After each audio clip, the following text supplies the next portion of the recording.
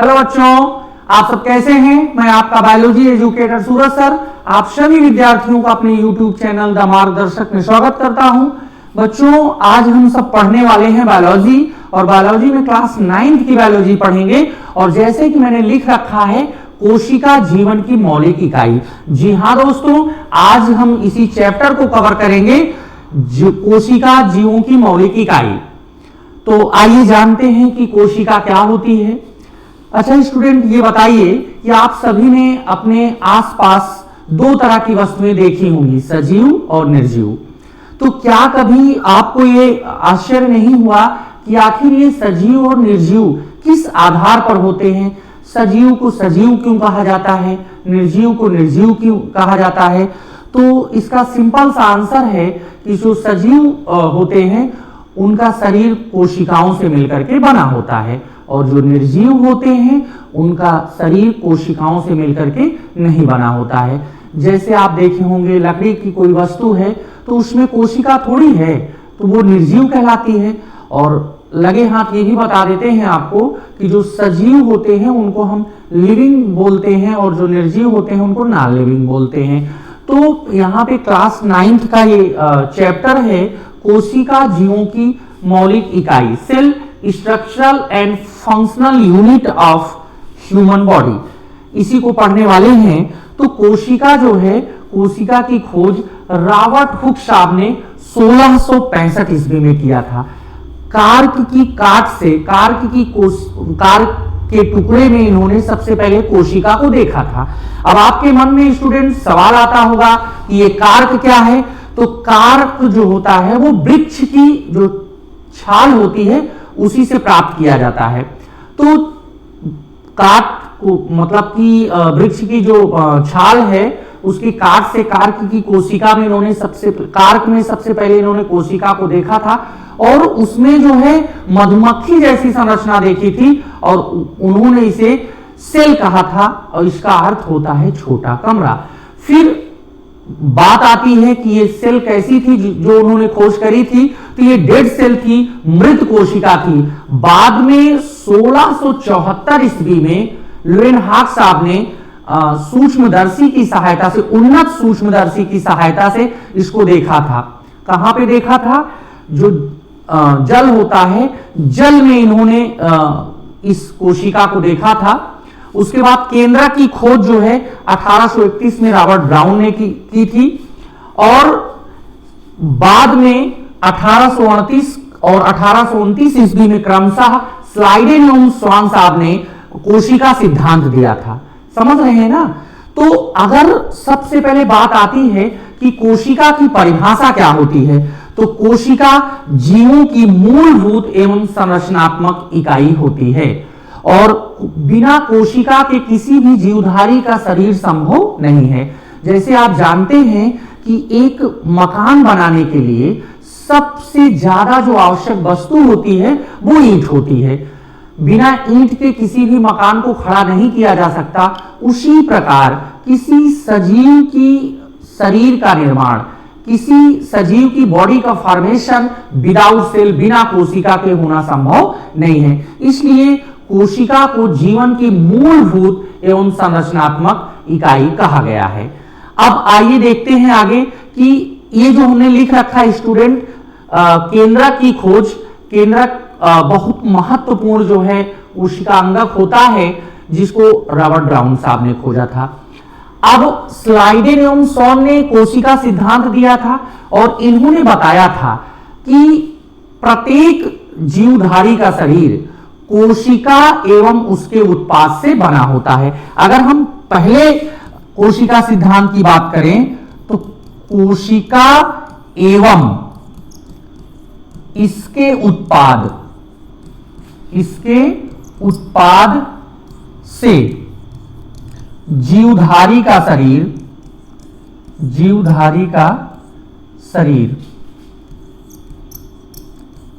निर्मित होता है। जीवधारी का शरीर निर्मित होता है।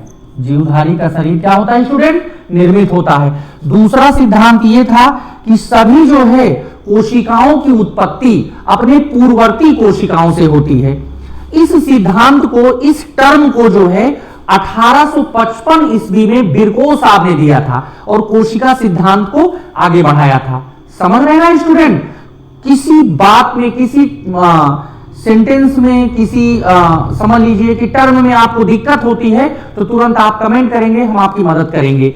अब आगे बढ़ते हैं कि कोशिका जो होती है, भाई सबसे बड़ी कोशिका कौन होती है, छोटी कोशिका कौन होती है। हाँ, और एक चीज बताएं कि कोशिका के आधार पर जीव दो प्रकार के होते हैं, एक कोश की और बहुकोश की, एक कोश की और बहुकोश की।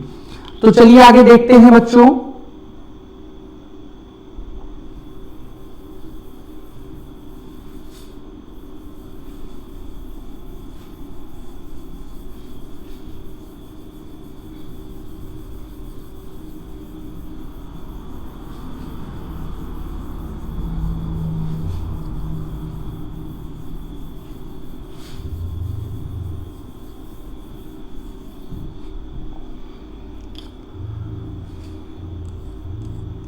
एक कोश की,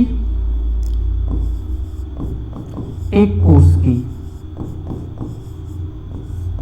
एक कोश की को यूनिसेलुलर कहते हैं। क्या बोलते हैं स्टूडेंट? यूनिसेलुलर।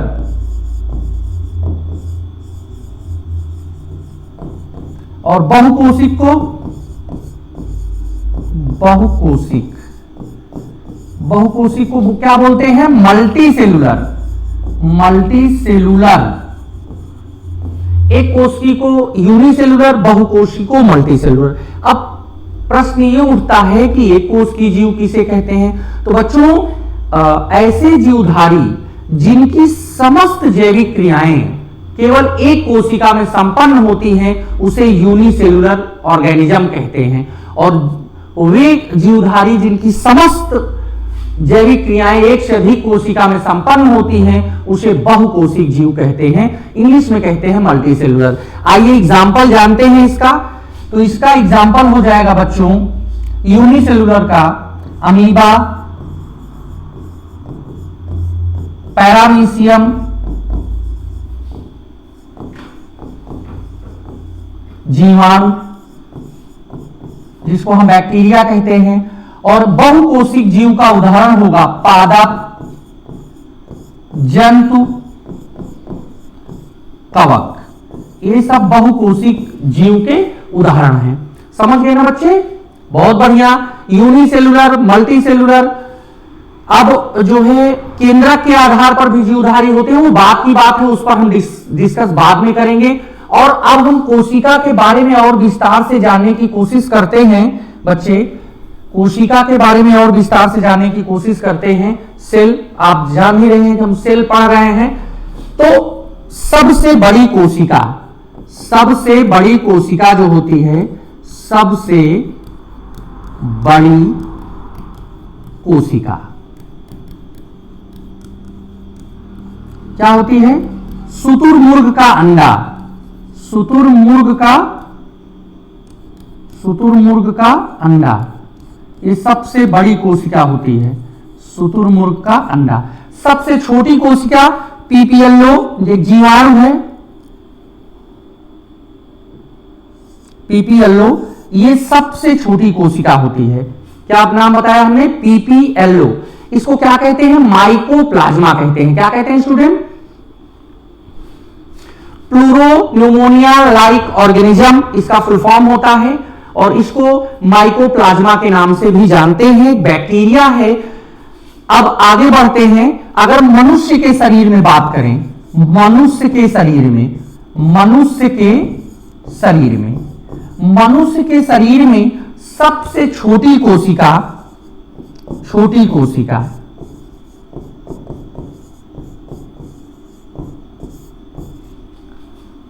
स्पर्म की होती है। शुक्राणु।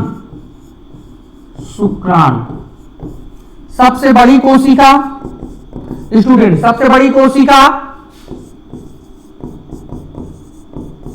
ओवम की होती है, जिसे हम अंडाणु कहते हैं।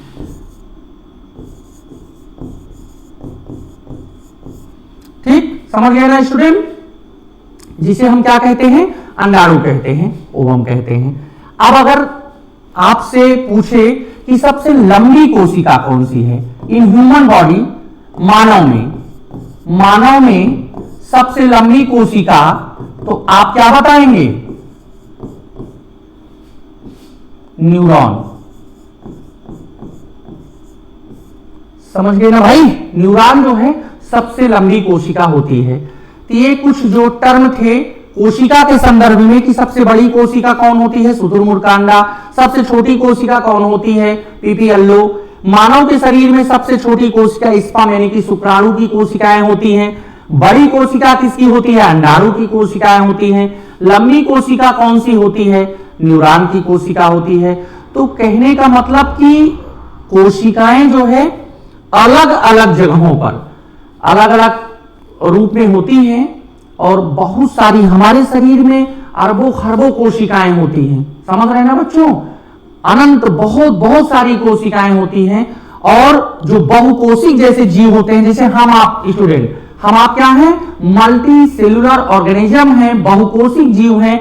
तो हमारे आपके शरीर में बहुत सी कोशिकाएं मिलकर किसी विशेष काम को करने के लिए उपायोजित होती हैं। ये बहुकोशिक की विशेषता होती है। और जो एक कोशिक होते हैं उनमें केवल जो है सिंगल सेल पाई जाती है, उसी में समस्त क्रियाएं जो है होती हैं। तो कोशिका से जुड़े काफी सारे वैज्ञानिक भी हैं, जैसे आपने पढ़ा बिरको, उन्होंने बताया कि सभी जो है संतति कोशिकाओं की उत्पत्ति अपने मातृ कोशिकाओं से होती है। और केंद्रक की खोज जो है रॉबर्ट ब्राउन ने की थी। कोशिका की खोज रॉबर्ट हुक ने की थी। कार्क के पतली काट से उन्होंने कोशिका को मधुमक्खी जैसी संरचना देखी थी, उन्होंने कोशिका कहा था। बाद में लोएनहाक ने उत्तम सूक्ष्मदर्शी की सहायता से जीवित कोशिका की खोज करी थी। तो कोशिका बच्चे हमारे जीवन के लिए बहुत उपयोगी हैं। बिना कोशिका के किसी भी जीवधारी के शरीर का निर्माण संभव नहीं है। आज हम अपने वीडियो लेक्चर में कोशिका के केवल परिचय के बारे में जानेंगे। इसके बाद नेक्स्ट जो भी चीजें हैं हम नेक्स्ट वीडियोज में कवर करेंगे। फिलहाल यदि यहां पे कोई दिक्कत किसी विद्यार्थी को रही हो तो बताएं और अच्छे से इस चैप्टर को पढ़ने की कोशिश करें, क्योंकि आज इस चैप्टर को आप पढ़े रहेंगे तो क्लास 11th में आपको ये भरपूर डेप्थ में जाके पढ़ने को मिलेगा। कोशिका जो है कक्षा 11 में भी एक चैप्टर है बायोलॉजी के अंदर, तो इसलिए आप बेहतरीन ढंग से इसको एकदम स्टार्टिंग से पढ़ने की कोशिश करिए और बिल्कुल याद करने की कोशिश नहीं करेंगे स्टूडेंट, केवल समझेंगे, अपने आप आपको याद हो जाएगा। तो बिल्कुल आपको बायोलॉजी की चिंता नहीं करनी है, जुड़े रहें हमारे साथ, लगे रहें, मेहनत के साथ पढ़ाई करें। और आपको इस अपने दमार दर्शक चैनल पे कक्षा 10 की बायोलॉजी, कक्षा 9 की बायोलॉजी, कक्षा 11 की बायोलॉजी, कक्षा 12 की बायोलॉजी पढ़ने को मिलेगी और आपको कक्षा 9वीं और 10वीं की गणित भी पढ़ने को मिलेगी। तो बच्चे सारे लोग जुड़े रहिए, बोर्ड परीक्षाएं सन्निकट हैं और हम आपको बेहतरीन ढंग से बायोलॉजी की तैयारी कराएंगे। और हम ये अपेक्षा करते हैं कि आप सब भी बेहतरीन ढंग से बायोलॉजी पढ़ने के लिए तत्पर होंगे। इसी शुभकामना के साथ कि आप बायोलॉजी को बिल्कुल सीरियसली लेंगे और आज से बेहतरीन ढंग से पढ़ना शुरू करेंगे। तब तक के लिए सभी बच्चों को चैनल पर जुड़ने के लिए बहुत बहुत धन्यवाद। Good bye.